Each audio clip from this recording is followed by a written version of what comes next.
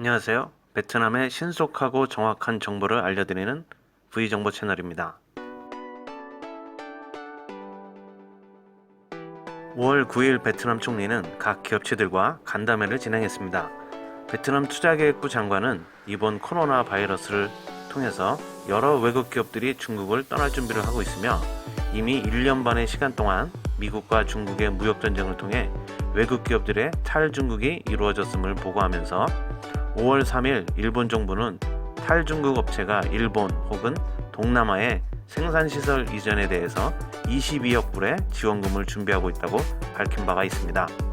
베트남은 코로나 바이러스 종식을 선언했고 안정된 관리를 하고 있다고 국제적으로 평가를 받고 있어 중국을 떠난 기업들이 베트남으로 생산처를 이전할 가능성도 있고 실제로 진행이 되고 있다고 보고했습니다.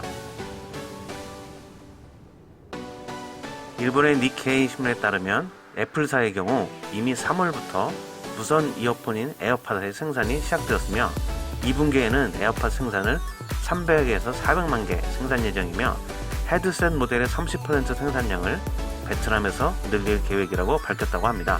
현재는 지속적으로 종업원을 채용하고 있는 상태고요. 또한 코로나 사태 이후에 수산물의 증가도 예상이 되고 있다고 하는데요.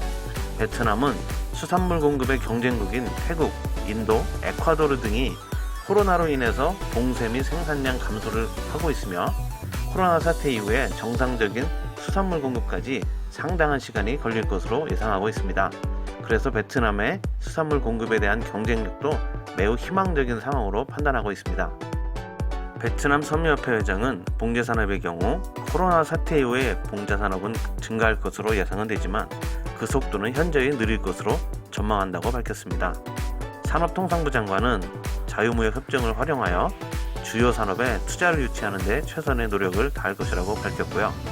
베트남 총리는 이번 기회로 각 기업체들은 구조조정이 필요한 부분은 개선을 하고 생산성 향상을 항상 노력해야 된다고 강조를 하면서 정부기관도 신속하고 합리적인 업무 처리를 해야 한다고 주장했습니다. 이 간담회에 대한 기사 내용에 많은 국민들의 댓글도 있었는데요. 총 735개의 좋아요를 받은 댓글은 기사의 내용은 사실이지만 베트남은 이 기회를 얼마나 잘 활용하느냐가 더 중요하다. 1990년대 베트남은 외국인 투자를 유치하면서 WTO에 가입하는 등 많은 좋은 기회들을 베트남이 얼마나 잘 살렸는지 생각해 봐야 한다고 의견을 남겼습니다. 그에 대한 찬성 의견으로 외국 기업들한테 배운 것을 잘 이어나가야 한다. 처음에는 외국 기업들의 기술로 부속품을 만들지만 완제품을 만들 수 있도록 국내 기업들의 노력이 꼭 필요하다. 부동산에 기대해서 경제 개발을 하려는 것은 매우 불안한 짓이라는 걸 알아야 한다. 이런 내용이 있었고요. 또 어떤 의견은 농업과 여행업을 개발하는 것이 최고다. 제조산업을 유치하는 것은 환경을 망치는 일이라는 의견도 있었다고 합니다. 다음 소식은 베트남의 밤거리가 다시 활기를 찾았다는 소식입니다.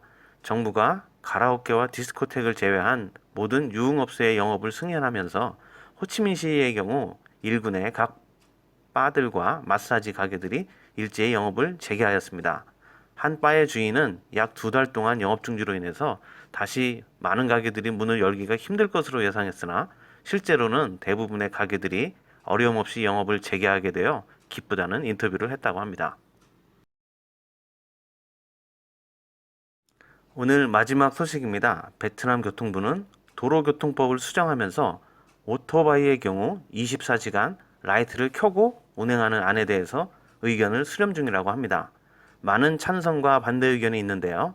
현재 동남아시아의 여러 나라는 이미 오토바이의 경우 도로 운행 시 항상 라이트를 켜는 것에 대한 규정을 적용하고 있는 나라들도 많다고 하네요. 라이트를 켜는 이유는 오토바이는 교통사고에 항상 노출이 되어 있어 자가용이나 트럭들이 운행하면서 쉽게 식별을 통해서 교통사고를 예방하는 데 그 목적이 있다고 합니다. 오늘도 건강한 하루 보내시기 바랍니다. 감사합니다.